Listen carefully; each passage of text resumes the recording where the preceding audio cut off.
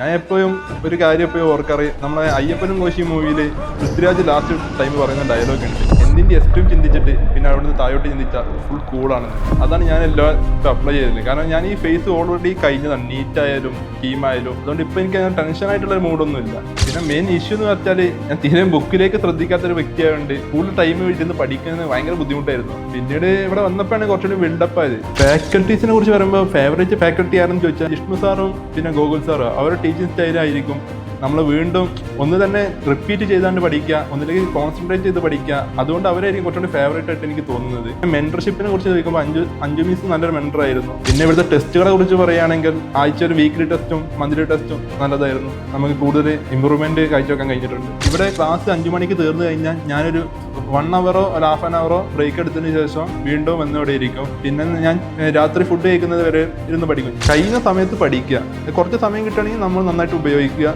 Short note ഉണ്ടാക്കുക. ഇവിടുത്തെ സാർമാർ already പറയും, നമ്മളന്ന് ആദ്യം കാര്യമായിട്ട് എടുത്തിട്ടില്ല, പക്ഷെ അത് വളരെ നല്ല കാര്യമാണ്. നമ്മൾ ചെയ്യുന്നതാണ് ഏറ്റവും ബെസ്റ്റ്. പരീക്ഷൻ്റെ ആ ടൈം ആകുമ്പോൾ പിന്നെ പുതുതായി ഒന്നും പഠിക്കാണ്ടിരിക്കുകയായിരിക്കും കൂടുതൽ ബെസ്റ്റ്. പിന്നെ ഈ ജേണിയിൽ എൻ്റെ ഒപ്പം നിന്ന എല്ലാവർക്കും, സിവിലിയൻസിനും എൻ്റെ പേരൻസിനും സിവിലിയൻസിലെ എല്ലാ faculties and other teaching and non teaching faculties എല്ലാവർക്കും എൻ്റെ താങ്ക്സ്.